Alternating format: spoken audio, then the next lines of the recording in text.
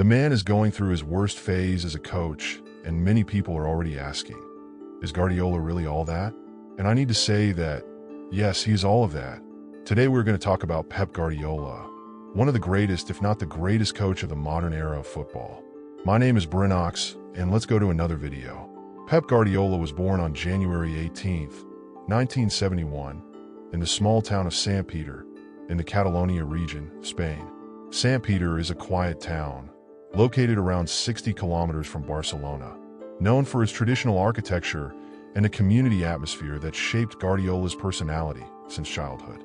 He grew up in a family with strong roots in football, as his father, Valentí Guardiola, was a worker and his brother, Pere Guardiola, was also involved in the sport, although in areas more related to management. From a young age, Pep showed a great passion for football, which intensified even more in the Catalan context, where sport is a vital part of the culture. He was a very active boy, and although the town was small, football was always present, with improvised fields and games with friends. His humble beginnings and the community environment in Sant Peter helped shape the humility and focus that Guardiola would demonstrate throughout his career. First steps in football. Joining Barcelona's youth team. Guardiola began his football journey as a child, but it was at the age of 13 that his talent began to be noticed. In 1984, Pep joined the famous La Masia, Barcelona's football academy, after being scouted by the club scouts. The academy not only revealed great players, but also stood out for its focus on technical and tactical development, which would profoundly influence Guardiola's career, both as a player and as a coach. At 13, Guardiola was a promising young man, but far from being a star. He was, in fact, a discreet player and focused on technical improvement. During his stay in the Masia, he stood out for his game intelligence, his vision of the game, his ability to read tactics, and his precise touch of the ball, characteristics that would later become his signature, both on the field and as a coach. Initial inspirations in sport. During this period, Pep was inspired by players like Johan Cruyff, who had arrived at Barcelona in 1973 and would begin to build the philosophy of total football, an approach that Guardiola would adopt and deepen years later. Cruyff was an icon for Pep, and his arrival at Barcelona in 1988 was decisive for the young player, as Guardiola observed and was inspired by the Dutch coach's revolutionary game ideas. In addition to Cruyff, other names influenced Guardiola's vision of football. He had contact with several coaches and players of different styles within La Masia, which gave him a more comprehensive view of the game. But it was with Cruyff that he really began to understand the importance of more collective and technical football, where ball control and possession were fundamental. Those early years at Barcelona's academy were crucial to Guardiola's development as a player and, later, as a coach. He formed his playing philosophy based on controlling the pace of the match, possession of the ball, and the continuous movement of the players. These would be the hallmarks of his future career as a coach. Pep Guardiola made his debut for the club's first-team Barcelona in 1990, at just 19 years old, after playing through the club's youth squads. The opportunity came thanks to the vision of coach Johan Cruyff, who was always attentive to the potential of young players from the La Masia and believed in the importance of maintaining the academy's playing philosophy in the professional team. Initially, Guardiola was seen as a talented midfielder with great game intelligence, but still in the process of adapting to the highest level. In 1991, Cruyff promoted him to the first team, and it was at that moment that Guardiola established himself as one of the pillars of the Dream Team, the historic Barcelona team that, under Cruyff's command, revolutionized football with its style of play based on in possession of the ball, in constant movement, and in high pressure. Pep, as a midfielder, became essential to this system, with an impressive ability to distribute the game, control the pace, and organize the transition between defense and attack. In the Dream Team, Guardiola was the brains of the team, linking defense and attack with precise passes and intelligent movements. His role was not only to recover balls, but also to be responsible for the offensive dynamics, often advancing with the ball or initiating attacks from long or short passes. This style of play became the essence of what Guardiola would apply to his future teams as a coach, with an emphasis on possession and patience in attack. Achievements as a player. Important titles, such as the 1992 Champions League. During the years he was part of Barcelona, Guardiola was the protagonist in several memorable achievements for the club. Among the most important titles he won, The following stand out. 1992 Champions League. Guardiola's greatest achievement as a player, and one of the most iconic in Barcelona's history. On May 20th, 1992, Barcelona won their first European Cup, currently known as the Champions League, by defeating Sampdoria 1-0 in the final played at Wembley. Guardiola was the starter and acted as the organizational midfielder, playing a key role in controlling the midfield. The victory was historic, not only for winning the title, but also for reaffirming Cruyff and the club's style of play, with possession of the ball and the construction of plays from the defense. The league. Guardiola was part of a dominant Barcelona, winning multiple league titles the league during his career as a player, contributing to the consolidation of the club's hegemony in Spanish football. King's Cup. In addition to the Champions League, Guardiola also lifted the Champions League trophy King's Cup on several occasions, reinforcing the importance of his role in the team during a very successful era. During the 1990s, Cruyff's Barcelona established a new paradigm in European and world football, and Guardiola, as their pillar in midfield, was instrumental in making this happen. Alongside players like Romario, Stoichkov, Koeman, Michael Laudrup, and other big names, he established himself as one of the greatest players in the club's history. Decline and retirement. Passages at other clubs and transition to the end of the career. Guardiola's peak as a player coincided with the decline of his career at Barcelona in the early 2000s. With Cruyff's departure and changes to the club's structure, Barcelona went through a phase of transition, and Guardiola's role also began to change. He was no longer able to maintain the same physical condition, and, little by little, he lost space in the starting team. In 2001, at the age of 30, Guardiola transferred to Brescia from Italy, where he had a brief stay, before heading to Rome in 2002. However, his time in Italy was short and marred by injuries. The pressure to adapt to a different game of football and the physical strain began to take a toll. In 2003, he returned to Spain to play for Al Ahly from the United Arab Emirates, where he ended his professional playing career in 2006 at the age of 35.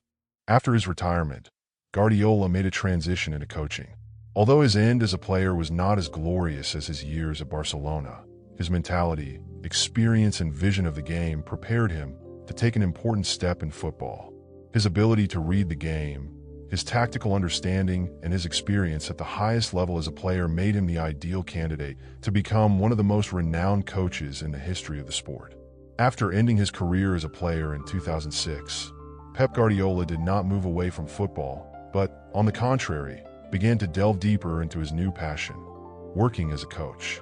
Your first significant experience in the world of training happened in Barcelona B, known as FC Barcelona Athletic, where Guardiola was appointed coach in 2007, albeit unexpectedly for many.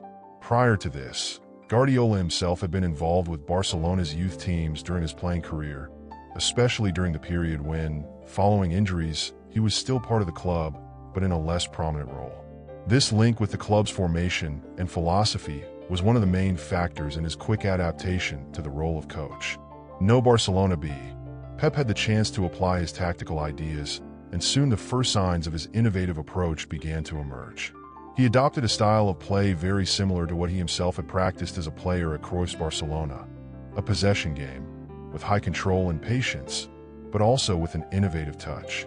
In Team B, Guardiola not only sought to maintain possession, but also the rush to recover the ball as soon as he lost it, something that would become more evident in his philosophy as a coach in the future.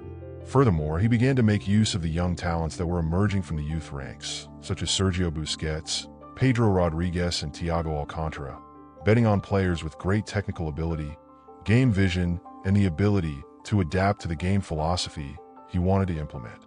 The influence of Johan Cruyff, of course, remained a great basis for his work.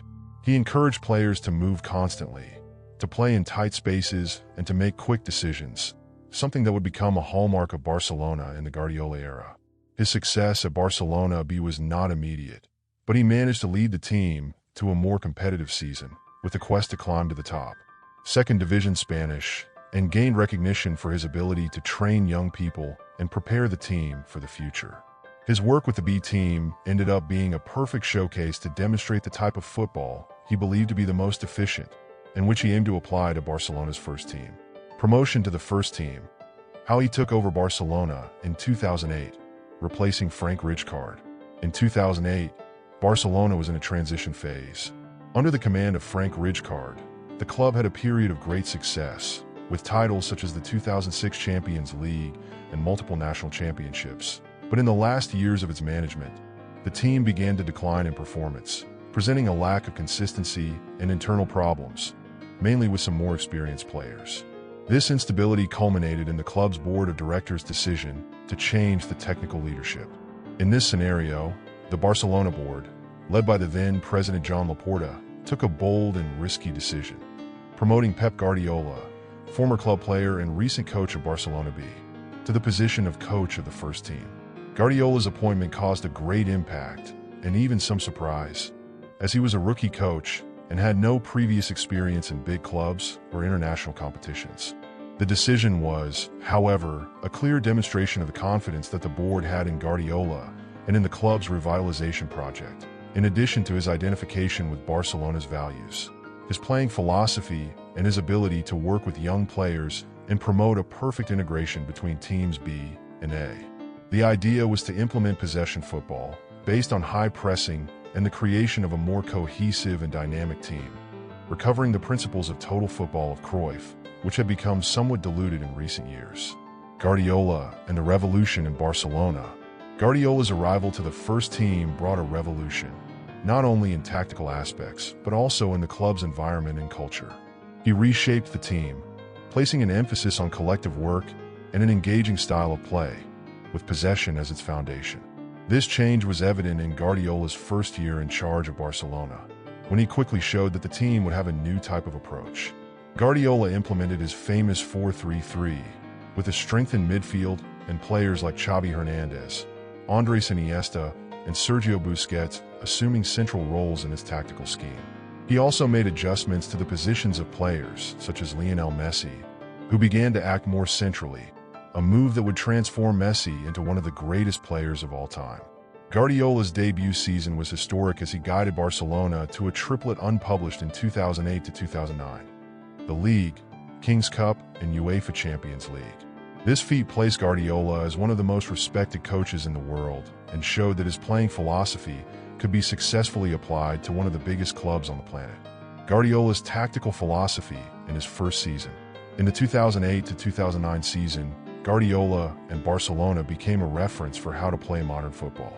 Your possession football, based on the famous tiki-taka, prioritized control of the game and keeping the ball, but also required great intensity and pressure to regain possession as soon as the ball was lost, a characteristic that Guardiola had begun to develop during his time at Barcelona B. He insisted on collective football, where all players had well-defined roles and contributed to the functioning of the team, not only in attack but also in defense. In tactical terms, he prioritized movement without the ball, ensuring that players were always in a supportive position for possession. This style would become the basis of what was called positional football, where control of space and ball circulation are fundamental. Pep Guardiola implemented the pickup at Barcelona, a style of play based on ball possession, short passes, and high blood pressure. This style sought total control of the game, with the team dominating possession and quickly recovering the ball when they lost it. Tiki-taka has become a global reference, being adopted by Spanish national team and other clubs, such as Bayern Munich and the Manchester City. Main titles: triplet in 2009. In his first season, 2008 to 2009, Guardiola won the triplet with Barcelona, the League, King's Cup, and others UEFA Champions League. The victory in the Champions League, with a brilliant performance against Manchester United in the final, was the greatest achievement, consolidating the team as the best in the world.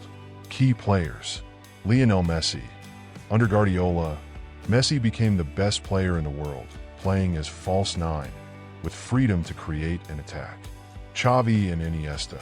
The midfield was the backbone of tiki-taka, with Xavi dominating the distribution of passes and Iniesta being responsible for creativity and penetrations in attack. Sergio Busquets. The midfielder was essential for the transition from defense to attack, sustaining possession and high pressure. Other players like Pique, Dani Alves, and Pedro also played vital roles. Departure from Barcelona, 2012. After 4 successful seasons, Guardiola decided to leave Barcelona in 2012 due to mental exhaustion, the lack of motivation to continue after the team's peak, and the need to new challenges. He also mentioned the constant pressure and internal difficulties at the club, including disagreements with the board and some players.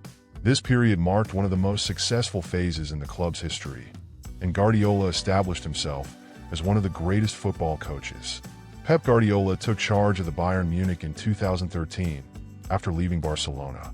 His arrival in Germany represented a new challenge, as Bayern were a dominant team in the Bundesliga and were accustomed to a style of football different from their previous model. Ball possession and high blood pressure. Guardiola then had to adapt his ideas to German football, which in turn was more physical and direct, with a greater emphasis on speed and quick transitions. Challenges and adaptation. How Guardiola adapted his style to German football. Unlike Barcelona, where tiki-taka fit naturally with the club's philosophy, Bayern had its own identity, more focused on quick counterattacks and the use of physically strong players, like Arjen Robben and Frank Ribery. Guardiola therefore needed to adjust his ideas to respect that culture while implementing his signature style.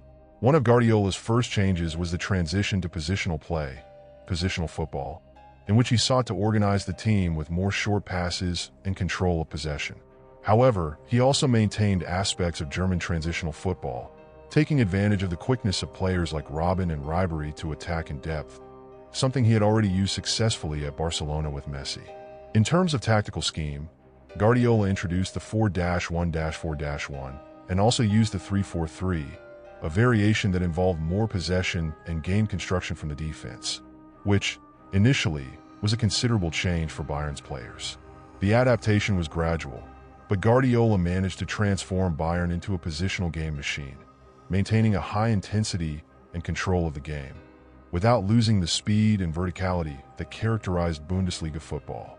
Furthermore, Guardiola took advantage of Bayern's players to form a powerful midfield, with Bastian Schweinsteiger, Javi Martinez, and Thomas Müller, and adapted high-pressure football to the German reality, something that evolved throughout his stay at the club. Achievements, Bundesliga titles, and changes in Bayern's philosophy. During his time at Bayern, Guardiola achieved a number of national titles, but faced the difficulty of conquering the UEFA Champions League, the club's biggest goal. Among its main achievements, the following stand out. Bundesliga. Guardiola maintained Bayern's absolute dominance in the Bundesliga.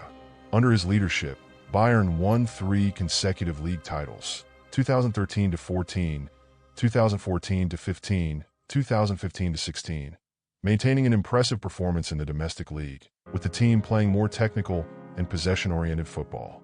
German Cup. Guardiola also won the German Cup in 2014 and 2016, further consolidating its influence in German football and transforming Bayern into a more competitive and dominant team at national level. Philosophical change. Guardiola's arrival represented a real philosophical change for Bayern. Under his command, Bayern became more focused on ball possession, with an emphasis on quick circulation and game control. This change, although not always well received by all players, left an important legacy. Guardiola was also instrumental in the development of young talents, such as Joshua Kimmich, which began to rise to prominence under his guidance. Despite maintaining domestic supremacy, Guardiola had difficulty transferring this success to the European scene. Criticisms. Difficulties in winning the Champions League. Despite his national victories and transformations in playing style, the biggest criticism of Guardiola's time at Bayern was the lack of achievements in the Champions League. Although Bayern was one of the most dominant teams in Europe during his tenure, Guardiola was unable to lead the club to the title in the most important competition. The biggest blow came in 2014 when Bayern were eliminated in the semi-finals of the Champions League for Real Madrid. Guardiola's side lost 5-0 on aggregate in one of the most humiliating eliminations in the club's recent history. In 2015, elimination came again in the semi-finals, this time for Barcelona, which scored 3-0 in the first game, making it difficult for Bayern to react. The following year, in 2016, Bayern were defeated in the quarterfinals by Atletico de Madrid, which heightened criticism of Guardiola's style in knockout competitions, where his team often failed to maintain emotional control in decisive moments. Many observers criticized the excessive dependence on ball possession and the lack of a more pragmatic style of play, which could be effective in high-pressure games. These eliminations, coupled with the lack of a Champions League, made many question whether Guardiola's style was truly effective in the European knockout stage. His philosophy of touch the ball, it was wonderful for the regular season, but seemed to fail in the most critical moments of international competitions, where other teams, with a more direct or more pragmatic game, sometimes did better. In 2016, after a hugely successful period at Bayern Munich, Pep Guardiola took charge of the Manchester City, English Premier League club. His arrival at City was an important milestone, as he arrived at one of the biggest clubs in English football with the clear objective of consolidating the team as a global power, not just a national one.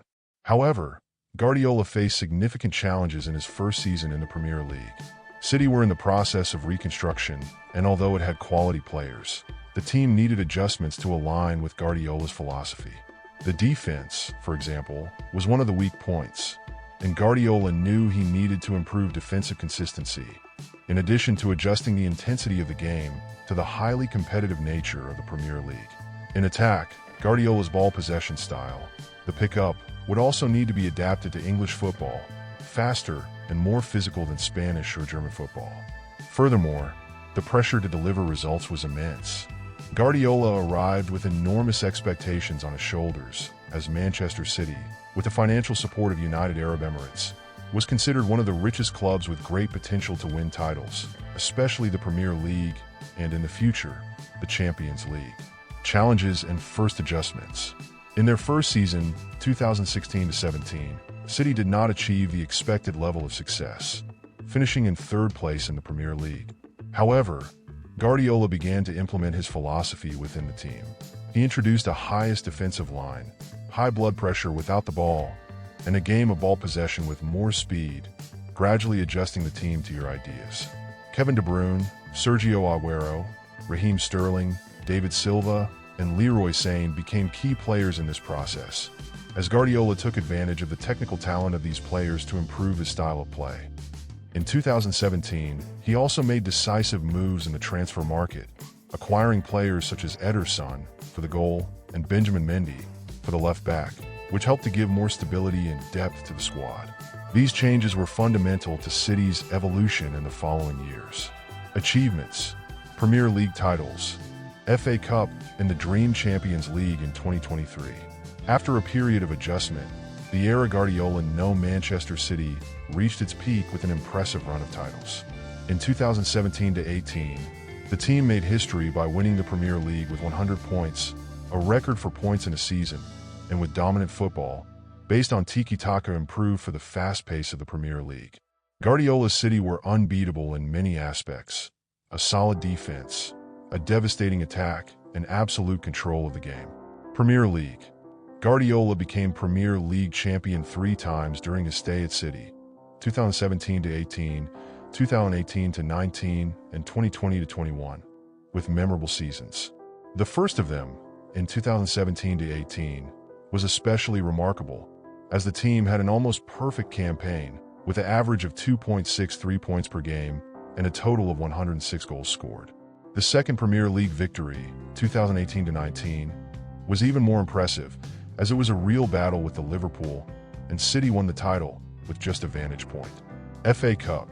Guardiola also led Manchester City to victories in the FA Cup in 2018-19, with an excellent performance against Watford in the final, when the team won 6-0, showing the greatness and offensive capacity of the squad. City have established themselves as a dominant force in domestic competitions. Carabao Cup. Manchester City won the Carabao Cup, English League Cup, in several editions during the Guardiola era, standing out as an unbeatable team in knockout tournaments. Champions League. 2023, the most significant achievement, however, was the 2023 Champions League. After several failed attempts, including unexpected eliminations in previous editions, Guardiola finally led Manchester City to the Champions League title. The team won the Inter Milan 1-0 in the final, in Istanbul, in a historic match. The decisive goal was Rodri, and this victory finally crowned Guardiola's philosophy at the club, consolidating his legacy in European football and bringing Manchester City its first Champions League. Winning the European competition also ended the narrative that Guardiola could not win the competition with City, a label that had accompanied him since his arrival. Legacy: Guardiola's impact on English and global football. Pep Guardiola's impact on English football and, by extension, in world football, it was immense. His tactical approach to dominance of ball possession, high blood pressure, positional football, and defensive intensity transformed Manchester City into one of the most brilliant and consistent teams on the planet. Change in Premier League playing style. Guardiola not only made Manchester City a powerhouse, but also influenced the Premier League as a whole. His style of play became a benchmark for many other clubs, and his emphasis on possession and attacking play raised the level of English football. Clubs like Liverpool, under Jurgen Klopp, began to adopt similar strategies, creating a very high level of competition in the league. Tactical revolution and youth training. Guardiola's work at City has also had a significant impact on the development of young players. Players like Phil Foden, Riyad Mahrez, Bernardo Silva, and Gabriel Jesus benefited enormously from his gaming philosophy, not only winning titles but also improving their technical skills. Guardiola has also adapted some of the best players in the world, such as Kevin De Bruyne, to become even more influential under his tactical guidance. Global recognition. Guardiola's impact on global football was also evident, with City becoming a benchmark in terms of possession football and tactical innovation. Your domain Premier League and the conquest of Champions League, they finally established Manchester City as a global football giant, attracting attention and creating a global fan base. Lasting legacy. Guardiola is not just a winner of titles. He is a game transformer, the impact of which will be felt for many years to come. His philosophy, his tactical innovations, and his ability to bring out the best in each player have made Manchester City a unique team. Guardiola's football is not just about winning, but about revolutionizing the game, raising the level of modern football. Conclusion. The passage of Pep Guardiola for the Manchester City consolidated the club as one of the greatest powers in world football. Your Premier League titles, your FA Cup, and especially the 2023 Champions League marked an era of dominance and tactical innovation. Guardiola's impact on English football was immense, reshaping the way the game is played and making the Premier League even more competitive. Your legacy transcends the titles won. He changed football, establishing a standard of excellence and tactical vision that will be studied and admired for many generations.